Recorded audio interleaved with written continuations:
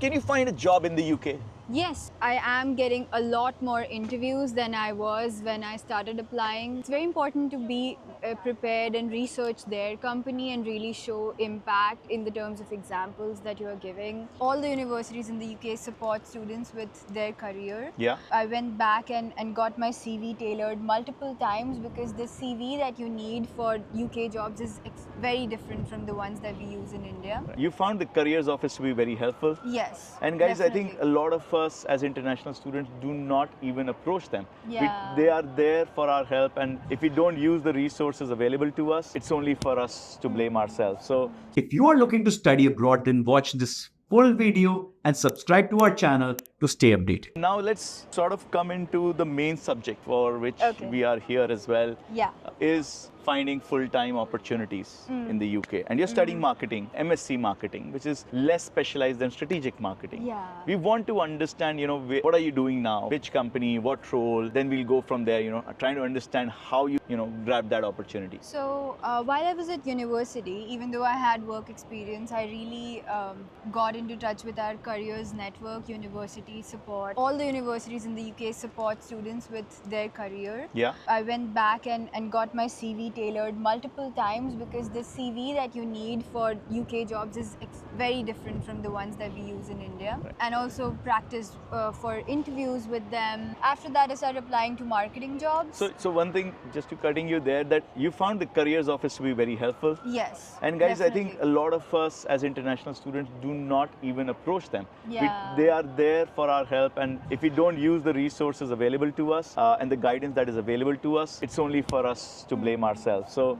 you took the help of careers office. Yes. They helped you tailor your CV, prepare you for interviews, and then what? They helped me a lot, and after that I just started applying while I was preparing for my dissertation, and I got a couple interviews and towards the end I landed this job at Hogan Lovells. It's a law firm. I landed a marketing job. It's a junior level marketing job, marketing coordinator. So I got experience a little bit of everything within marketing. And yeah, it was also a 6-month job. So my contract recently ended, and right now I'm literally in the middle of interviews and interviewing for a more specialized marketing position. Yeah. And you got that 6 months job at the law firm. What was the process like? How did you identify that opportunity? There are a couple job boards which are more specialized to UK jobs. If you're looking for part-time jobs, Indeed works, Reed works, but for more professional jobs, I would say LinkedIn is still a good source over here. I found my job through LinkedIn itself. The law firm job posting you found on LinkedIn? Yeah, exactly. Okay. And then you applied online on LinkedIn itself? Yeah. And how was the interview process there? Usually for most jobs in the UK, they have around 3 rounds of interviews and maybe a task. So for this job, I did an HR interview in the beginning, then I interviewed with the manager to be manager of the job. Then I had another interview, the senior manager. Before the interview with the senior manager, I remember doing a small marketing related task as well. So these were there like was an 4 interview, rounds. interview, task, interview. Yeah, so in the beginning you'll have an HR interview to make sure that you have the valid rights to live in the UK. Yeah, what kind of work permit, work visa you are on. Yeah. It's just making sure where your location is, making sure if you're okay with like hybrid working, remote working, whatever. And that interview was online? Yeah. So most of the interviews are online. Sometimes they might ask you to come into the office, but it's quite rare. It's quite rare. Yeah. And with the work that you were doing, was it working remote or was it from office? I was working 3 days a week from office. The office is just here in Birmingham in Colmore Road. Yeah. So yeah, I was required to be 3 days in office. So it was like hybrid. So you were working hybrid. bit in office. 2 days remote and 3 days. 3 days in office. And how did you find that experience? It was amazing, and since before coming here, the 2 jobs that I worked in India, I got them during COVID, primarily only worked online. Online, yeah. I really wanted, since I'm still beginning my career, I really wanted to interact with people and make real professional connections, which I got the chance to do while I was working here hybrid. So I think, of course, that's a very important point that, a lot of times when we think of our experience back in India also, because of COVID time, those couple of years, sometimes our education or experience, either of them could have been sort of not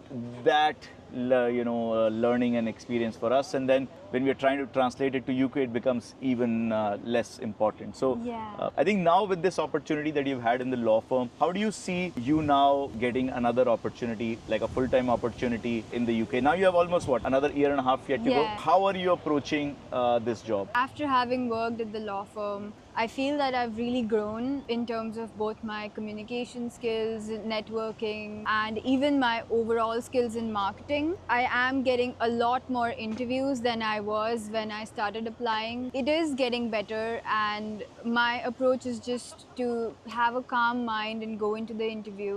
It's very important to be prepared and research their company and really show impact in the terms of examples that you are giving. Earlier, when I was interviewing, I did remember rambling around with examples, but now I have really made my examples very short, to the point, framed it in star system Yes. format. So yeah, it is a lot of prep, but it is good. So now you have understood the art of interviewing. Yeah, exactly. And you've made your responses more concise, using the star system, showcasing your stories better, more effectively. That's the journey, right? That's what we Yeah. are here for Yeah. understanding things and maturing Yeah. as a professional. Now that you said that you are getting more interviews, how are those interviews going? How confident are you of landing another opportunity shortly? I have started getting more interviews because I've had real work experience at a good firm in the UK, and I think that really matters when you come here and you get to work in a UK firm. People value that experience much more than having experience back in India. But in the beginning, when I started interviewing, I was a little bit underconfident because I hadn't interviewed for a while. Yeah. Now that I'm doing it for the past 2 to 3 weeks, I have improved on my strategy so much that I'm very confident anybody could interview me anywhere on the street and I remember all the answers. So Yeah. I think it is going good, and I might land And you a job believe that you soon. will have, there are enough opportunities for people in marketing? Yeah, there are more than enough opportunities. Like, I try to do applications as well every single day, and I'm never able to do all the applications because marketing is a field which is required in each and every time. company, each and every sector. Yeah. Everyone needs that. So yeah. Do you find that there's a disadvantage being an international student in marketing, because a lot of local students are also like looking for Yeah. these jobs? In some ways, there could be a disadvantage. Sometimes I have felt disheartened in terms of the first round of interviews, which are usually HR rounds. Sometimes they might reject you just because you are on a visa, and they're like, oh, how are you gonna work after 1.5 years? And we can't directly talk to them about considering a sponsorship because I'm just interviewing for an early level role. We can talk about it maybe a year later when you are already working there. Yeah. They do get a little bit scared of that, I guess, and then they would reject you just because you're on a visa. So sometimes it can be disappointing, but at the end of the day, if you keep your head high, if you don't let that kind of demotivate you, there are people who will still hire you. It's not like everybody is like that. So you have to keep putting the effort out there. Yeah. And the other angle that I'm trying to understand also is, had you not been from University of Birmingham, but let's say from one of the tier 2 universities, but again went to study a good program, do you think your university, being from University of Birmingham, helps you in landing those interviews or your first job at the law firm? That's a good question. University definitely mattered a lot when I was back in India. People really look at which university are you Right. from. But here I've seen it's a bit different. If you're applying to professional jobs, they don't really look at the university. You could be from any university in the UK. Yeah. As long as you can showcase any project, any relevant work experience or skills which are transferable for their role, and you can show them that you can really do the job, then they will hire you regardless of the university that you are from. A good or a bad thing, however you take it. When you're applying for jobs, people are not looking at your university. No. In fact, not even looking at your grades. Yeah, not let at all. alone grades would be level 2, right? So they Yeah. don't even consider the university. It's how you showcase your skills. Exactly. Right, your exactly. practical understanding and knowledge. So, Exactly. if a good university can support you in building that understanding and showcasing your skills, I think that's the right side. Yeah, that's So, the right. so because that's again like a lot of students students, they may not have the money for going to a University of Birmingham and may go to a different school. Exactly. We are also trying to answer this question for them that, you know, it doesn't matter as much. If you don't have the budget, then you don't have a choice, but you have to go to that school. Yeah. But then you have to build those skills and a portfolio. Yes. It could be like technical, it could be marketing, it could be sales, anything. You have to showcase that you are good at it. Yeah. And in this whole part of now doing a job and then job search, what are some of the factors that you believe worked really well for you? And two, what are some of the things that you believe you could have improved on? Well, you have answered the fact that university doesn't matter that much, so that's true. I wanted to add on to that. Maybe your grades matter a little bit if you don't have any experience, and if you are, for example, coming here for an undergrad course and you're applying to graduate jobs. There's another side of jobs in the UK which is only catered to recent graduates, and it's highly competitive. It takes over 6 months to just get into the job because it has several rounds. Yes. It's almost like getting into an IIT in India, so it's that difficult. But over there they do consider, since it is more catered to really young university students,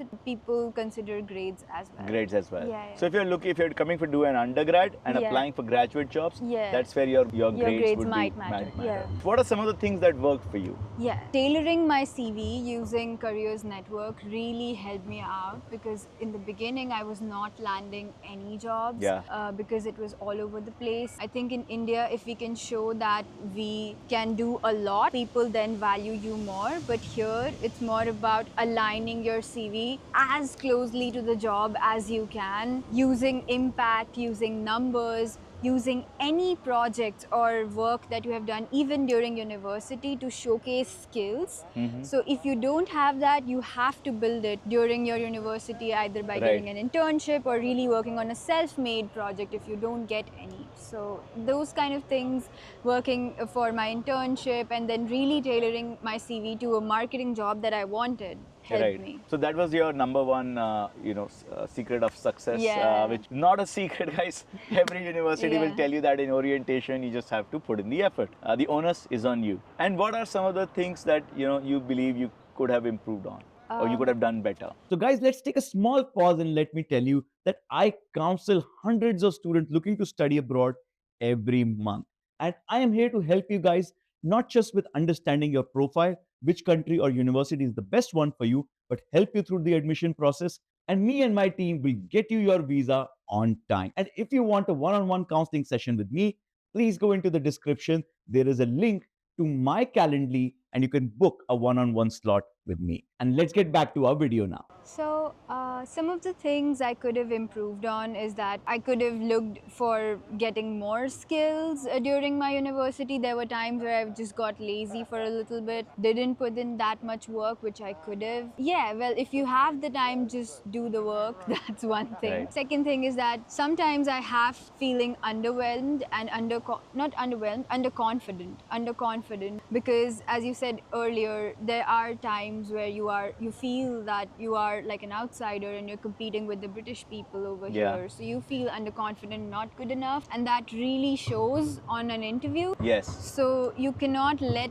yourself feel like that, and a lot of the Indian students do feel like that when they come here. They just start feeling demotivated after a while, and they feel that they're just not good enough. But it's not. Your identity matters and who you are matters, so you just have to stay strong and not let because you are also going to be hitting a lot of rejections.